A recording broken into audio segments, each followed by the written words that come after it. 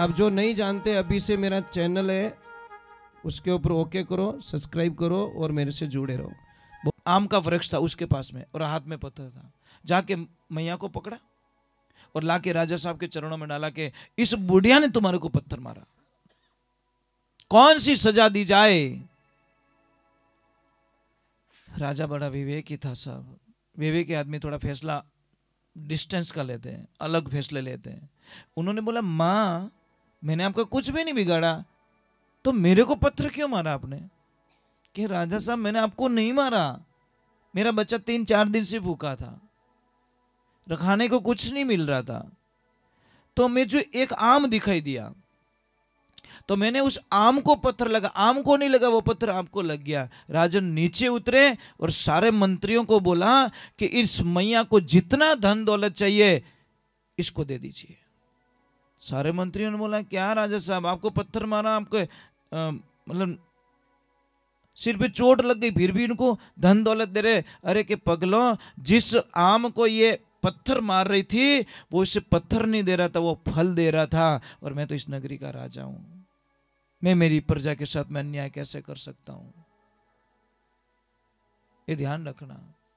साहब आपको कोई गाली बोले आप गाली मत बोलिए, आपके ऊपर कोई केस कर रहा है आप केस मत कीजिए, आपको जिता देंगे, आपकी जीत हो जाएगी, निश्चित जीतोगे, संकल्प यात्रा से जीतोगे।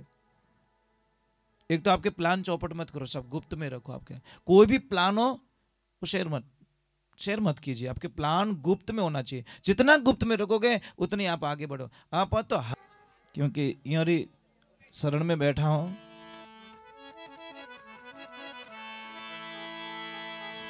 बोली मामा जी महाराज की। मुझे 2 बात याद दिलाना, आरती करूं तब। एक तो गुस्सा कम करने का साधना, और दूसरे नंबर जिसकी शादी हो चुकी है उसके लिए नहीं है, जिसकी शादी होनी है, सगाई होनी, उसके लिए। बहुत ही बढ़िया मैं शास्त्रों में से चीज खोज के लाया हूं। मैं बताऊंगा कि उस लड़की को बहुत ही अच्छा पति मिले, मतलब जीवन को संवारने वाला, जीवन को समझने वाला।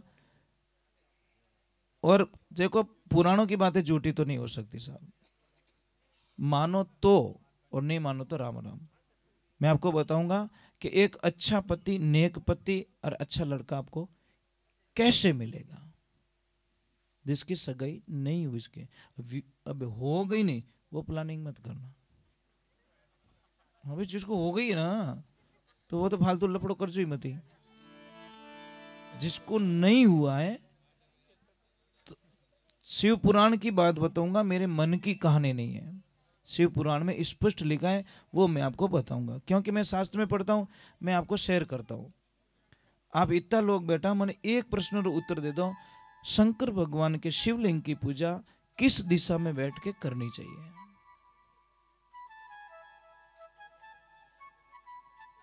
बस यही समस्या है। बोलो। नहीं, हमारा फेस कौन सी दिशा में होना चाहिए ये बता रहा हूं मैं। पूर्व में नहीं साहब, गलत है। दक्षिण में भी नहीं है,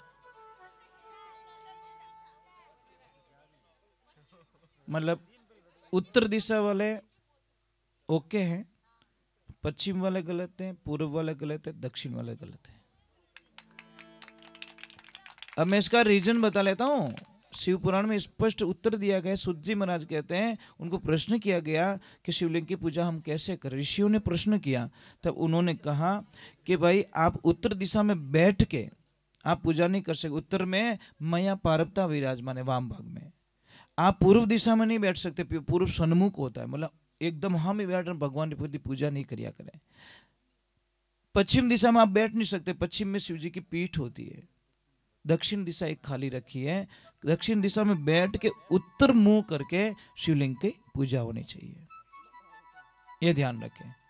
हम लोगों को पूजा करनी आए तो ना भाई टाबरोरी तो कोई गलती नहीं है साहब, इसमें टाबरोरी गलती काढू को नहीं, क्योंकि यहाँ ने संस्कार मिले आपनो, आप करोगे ना तो ही से, एक ध्यान रखना। चलो मैं मामा जी महाराज का एक भजन गाता हूँ, फिर बाद में आगे। बोली मामा जी महाराज की।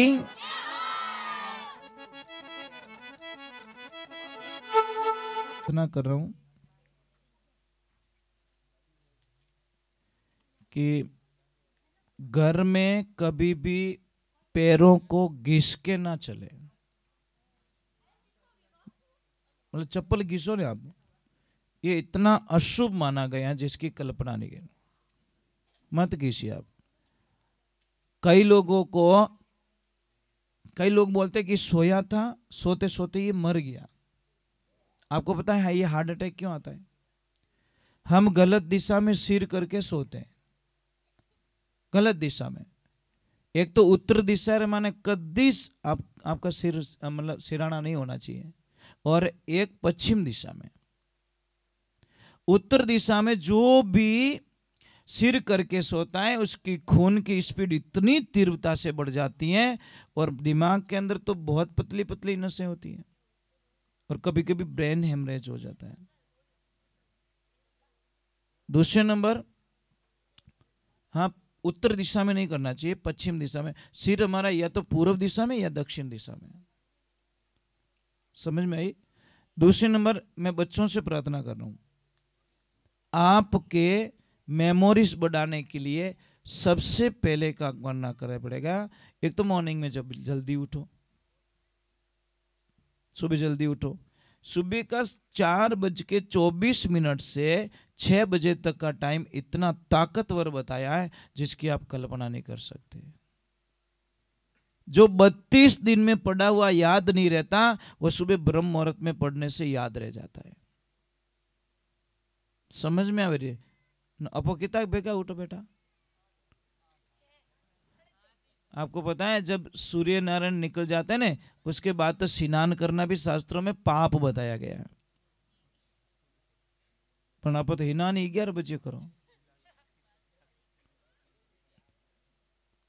चलो स्नान मत करो, कोई बात नहीं, उठ तो जाओ, सुबह जल्दी तो उठ जाओ एक बार।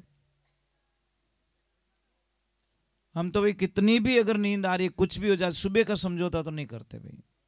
सुबह तो जगना तो जगना, ये ध्यान रखें। पर क्या करें, अपने शरीर ही आप दुश्मन बन गए। कभी भी बुजुर्ग लोगों को देखना, सुबह सुबह जल्दी उठ जाते हैं,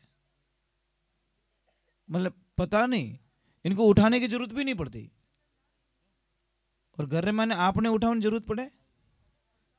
माताओं बहनों, आपको उठाने की जरूरत पड़ती क्या? था तो ऑटोमेटिक 5 बजे ड्यूटी चालू। दूसरे नंबर, अगर आपको पढ़ाई करनी है तो क्या करो, किसी से सुनो, चर्चा करो अपने मित्रों के सामने। जिसकी भी पढ़ाई करनी है, जिसका आपको एग्जाम्स देना है, उसके बारे में चर्चा करो, एक दूसरे से सुनो, रिपीट हो जाएगी और वो चीज आपको बहुत बड़ी काम आ जाएगी। मोबाइल पे ध्यान कम कर दीजिए।